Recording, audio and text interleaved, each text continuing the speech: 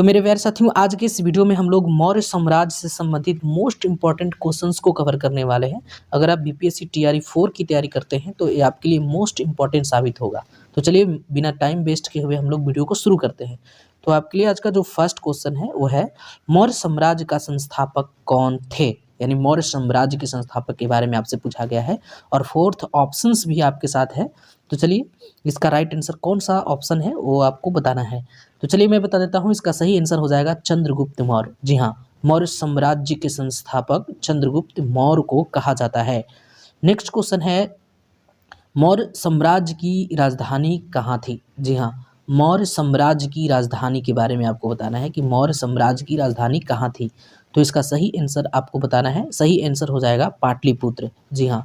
Next question है, चंद्रगुप्त मौर्य ने मगध की सत्ता किसकी सहायता से प्राप्त की थी? जी हाँ, किसकी सहायता से मौर्य सम्राट मौर्य चंद्रगुप्त मौर्य ने किसकी सहायता से इसकी मगध की सत्ता को प्राप्त किया था? तो जिसका नाम था उनके गुरु चंद्रगुप्त मौर्य या विष्णुगुप्त या कौटिल्य के नाम से जाना जाता है।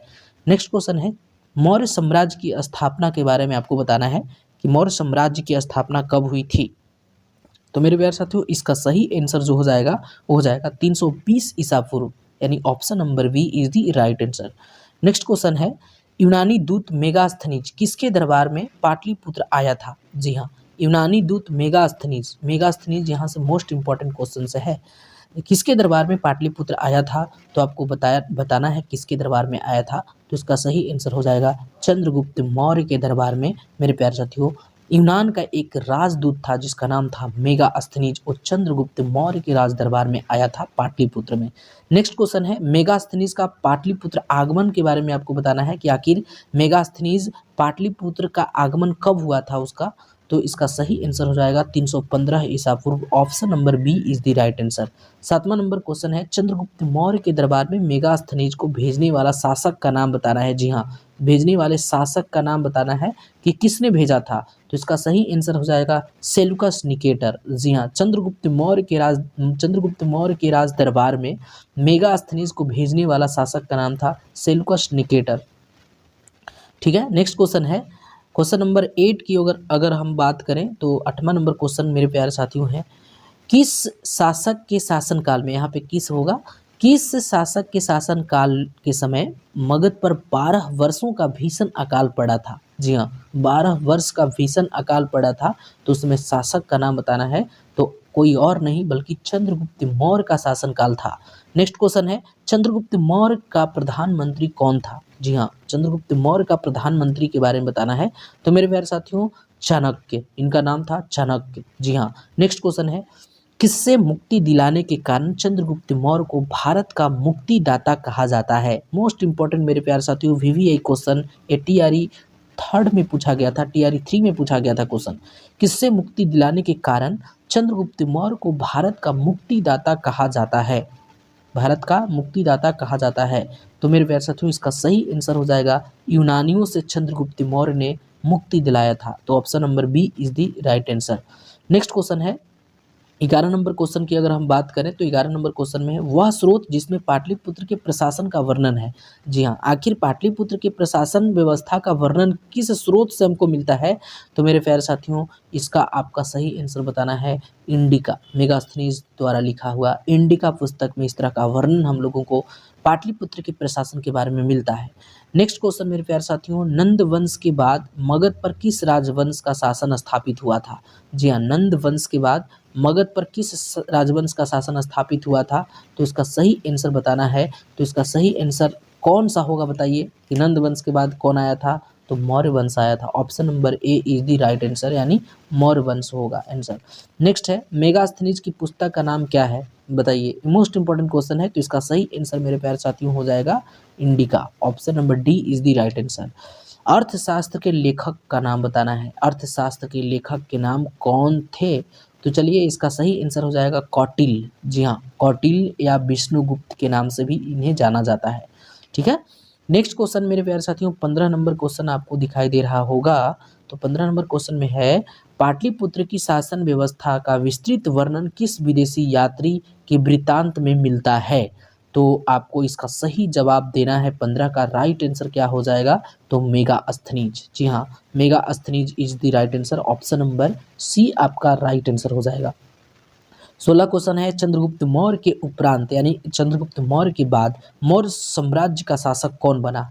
जी हाँ, चंद्रगुप्त मौर्य के बाद चंद्रगुप्त मौर्य के बाद मौर्य साम्राज्य का शासक कौन बना, तो इसका सही आंसर बताना है। इसका सही आंसर हो जाएगा बिंदुसार। जी हाँ, Bindusara is the right answer. Next question है, किस मौर्य शासक के दरबार में आजीवक भविष्य वक्ता पिंगल वत्स रहता था। जी हाँ, पिंगल वत्स रहता था किस मौर्य शासक के दरबार में, तो इसका सही आंसर हो जाएगा ऑप्शन नंबर बी यानी बिंदुसार। चंद्रगुप्त मौर्य के बाद उसी का राज्याभिषेक हुआ था। उसके बाद मेरे प्यारे साथियों, अगर इसके बारे में बात किया जाए तो इन्होंने ही भविष्यवाणी किया था कि जो अशोक है वो महान राजा बनेगा एक दिन, यानी पिंगल से ने ही एक भविष्यवाणी किया था कि अशोक जो है, अशोक महान राजा बनेगा। तो बिंदुसार के दरबार में ये आया था, भविष्य करता था, भविष्यवाणी निकालता था। नेक्स्ट क्वेश्चन है, अशोक द्वारा अपने पड़ोसियों के साथ मैत्रीपूर्ण संबंधों का उल्लेख मिलता है। बताइए, अशोक द्वारा अपने पड़ोसियों के साथ मैत्रीपूर्ण संबंधों का उल्लेख किस स्रोत से मिलता है, यानी ऑप्शन नंबर आपको बताना है किस अभिलेख से मिलता है। तो इसका सही आंसर आपको बताना है। तो मेरे प्यारे साथियों, इसका राइट आंसर हो जाएगा शिलालेख 13 में इस तरह का वर्णन किया गया है कि अशोक का जो संबंध है अपने पड़ोसियों से बहुत ही मित्रपूर्णता था, यानी मैत्रीपूर्ण था, अच्छा संबंध था। 19 का है, बताइएगा राइट आंसर। तृतीय बौद्ध संगीति का आयोजन किसके शासनकाल में हुआ। जी हाँ, तृतीय बौद्ध संगीति का आयोजन किसके शासनकाल में हुआ, तो इसका राइट आंसर आप लोगों को बताना है। इसका राइट आंसर हो जाएगा Ashok. Ashok is the right answer. तृतीय बौद्ध संगीति की अध्यक्षता किसने किया था। देखिए, ये तो आपसे क्वेश्चन में पूछा कि किसके शासनकाल में, तो अशोक के शासनकाल में, लेकिन अध्यक्षता कौन किया था, तीसरे बौद्ध संगीति का। तो इसका राइट आंसर आपको बताना है। इसका राइट आंसर हो जाएगा मोगलीपुत्र तीस। जी हाँ, तृतीय बौद्ध संगीति का अध्यक्षता मोगलीपुत्र तीस ने किया था। नेक्स्ट क्वेश्चन है, तृतीय बौद्ध संगीति का आयोजन कहाँ हुआ था। जी हाँ, तृतीय बौद्ध संगीति का आयोजन के बारे में आपको बताना है कि कहाँ हुआ था। तो इसका राइट आंसर हो जाएगा मेरे प्यारे साथियों Pataliputra. Option number D is the right answer. Option number 22 में आपको बताना है क्वेश्चन नंबर 22 में बताना है तृतीय बौद्ध संगीति का आयोजन कब हुआ था। तृतीय बौद्ध संगीति का आयोजन कब हुआ था, तो 251 ईसा पूर्व इज द राइट आंसर। 251 ईसा पूर्व में हुआ था। नेक्स्ट क्वेश्चन है, किस मौर्य शासक ने कलिंग पर विजय प्राप्त किया था। तो इसका सही जवाब आपको बताना है, और सही जवाब आप मैक्सिमम लोगों को पता है, अशोक इसका राइट आंसर हो जाएगा। अशोक ने ही कलिंग पर विजय प्राप्त किया और उसके बाद उसका हृदय परिवर्तन होता है। मेरे प्यारे साथियों, आप सभी लोगों को कहानी पता है। मैं इसका एक थ्योरी वाला फुल डिटेल्स वीडियो लेकर आऊँगा जो कि जिसमें पूरे कहानी को बताया जाएगा। ठीक है, तो आज ही मैं हो सकता है अपलोड करूं उसके फुल थ्योरीज को। उसके बाद मैं उस चैप्टर वाइज टेस्ट लूँगा। तो बताइएगा कैसा परफॉर्मेंस रहा आप लोगों का। चलिए, क्वेश्चन नंबर 24 को बताइएगा, किस युद्ध में हुए भारी तबाही तथा जान माल की हानि को देखकर अशोक का हृदय परिवर्तन हुआ और उसने युद्ध नीति त्याग कर धम्म की नीति अपनाया, यानी युद्ध नीति त्याग दिया। तो कलिंग युद्ध था। Option number A is the right answer. Next question है मेरे प्यारे साथियों, अशोक का धम्म नैतिक आचार संहिता पर आधारित था, प्रशासनिक संहिता पर आधारित था, या युद्ध संहिता। तो मेरे प्यारे साथियों, ये सभी के सभी ऑप्शन सही हैं। अशोक का धम्म में यही सब शामिल था। नैतिक आचार संहिता शामिल था, प्रशासनिक संहिता शामिल था, युद्ध संहिता शामिल था। तो ये सारे के सारे संहिताएं जो धम्म में उसके शामिल थे, ये सभी के सभी ऑप्शन सही हो जाएंगे। नेक्स्ट क्वेश्चन है, मौर्य साम्राज्य का केंद्रीय न्यायालय कहाँ स्थित था। जी हाँ, मौर्य साम्राज्य का केंद्रीय न्यायालय कहाँ स्थित था। तो 26 का आंसर बताना है। तो इसका सही आंसर हो जाएगा Pataliputra. Option number B is the right answer. Next question है, अशोक ने अपने धम्म यात्रा के अंतर्गत सर्वप्रथम किस जगह की यात्रा किया था। तो सबसे पहले कहाँ यात्रा किया था, इसका आंसर बताना है। तो बोध गया में गया था। Option number C is the right answer. Next question है, अशोक ने अपने धम्म यात्रा के अंतर्गत बोध गया की यात्रा अपने राज्याभिषेक के केमा वर्ष में किया था। तो मेरे प्यारे साथियों, ये जो क्वेश्चन है टीआरई 3 का क्वेश्चन है, पूछा गया था तो 10वें वर्ष में गया था। ऑप्शन नंबर बी हो जाएगा इसका right answer. Option number B is the right answer. Ashoka ने अपनी धम्म यात्रा के अंतर्गत बोध गया था राज्याभिषेक के 10वें वर्ष। नेक्स्ट क्वेश्चन आपका 29 नंबर क्वेश्चन है, अशोक के स्तंभ लेख बिहार के किस जिले से मिले हैं। तो 29 का राइट आंसर हो जाएगा चंपारण से मिले हैं।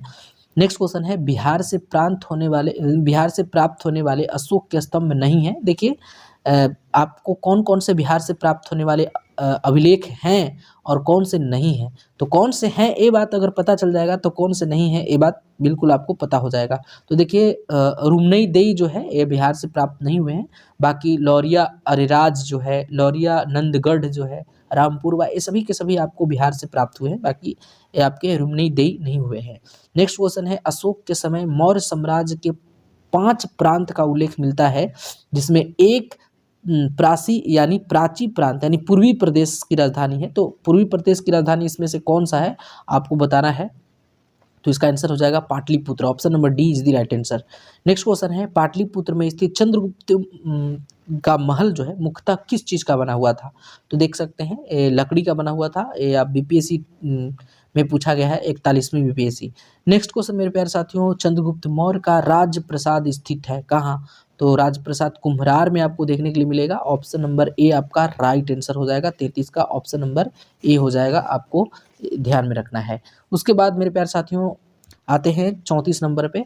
किस विद्वान ने चंद्रगुप्त मौर्य के राजप्रसाद के बारे में कहा कि इसकी शासन शान शौकत जो है, इसके शान शौकत का मुकाबला न तो सूसा, ठीक है, न तो सूसा और ना बेतना कर सकता है। तो ये फाहियान ने इस तरह का एक फाहियान नहीं, एरियन नाम का एक व्यक्ति था जिसने इस तरह का अनुमान लगाया था और चंद्रगुप्त मौर्य के जो शासन व्यवस्था था उसके बारे में वर्णन किया था।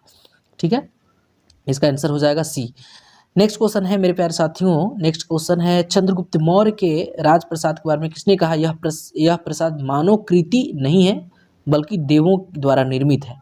तो बताना है 35 का सही आंसर हो जाएगा। फाहियान ने बताया था, चंद्रगुप्त मौर्य के राजदरबार में आया था। नेक्स्ट क्वेश्चन है किस शासक ने गया के निकट बराबर की पहाड़ियों में आजीविकों के लिए गुफाओं का निर्माण कराया था। तो मेरे प्यारे साथियों अशोक इसका राइट आंसर हो जाएगा। 36 का Ashoka is the right answer. Option number C हो जाएगा। अब मेरे प्यारे साथियों इसके बारे में बता दें कि अशोक ने 4 गुफा का निर्माण कराया था, जिसमें एक का नाम था सुदामा, दूसरे का नाम था विश्व झोपड़ी, तीसरे का नाम था चौपार और चौथे का नाम था कर्ण। तो अशोक के द्वारा आजीविकों के लिए गुफाओं का निर्माण कराया गया था और 4 गुफाओं का निर्माण कराया गया था। नेक्स्ट क्वेश्चन है गया के समीप नागार्जुन की पहाड़ियों में प्रसिद्ध गोपी गुफा का निर्माण किसने कराया था। तो ये सब के सब चंद्रगुप्त मौर्य के द्वारा कराया गया था। तो इसमें आपको, ठीक है, मेरे प्यारे साथियों दशरथ ने कराया था। इसका राइट आंसर दशरथ हो जाएगा। गोपी गुफा बोला है तो गोपी गुफा जो है वो दशरथ के द्वारा कराया गया था। ऑप्शन नंबर डी इसका राइट आंसर हो जाएगा। नेक्स्ट क्वेश्चन है मौर्यकालीन चामर ग्राहिणी यक्षी प्राप्त हुआ है। तो 38 का आंसर बताइएगा। इसका आंसर हो जाएगा पटना, दीदारगंज, पटना से हुआ है, दीदारगंज से। नेक्स्ट क्वेश्चन है बिहार के किस स्थान से मौर्य काल में बने जैन तीर्थंकरों की प्रतिमा प्राप्त हुई है। जी हाँ, 39 का हो जाएगा B, Lohanipur, Patna. Next question है पाटलिपुत्र के नगर निर्माण तथा सुंदरता का वर्णन किया गया है।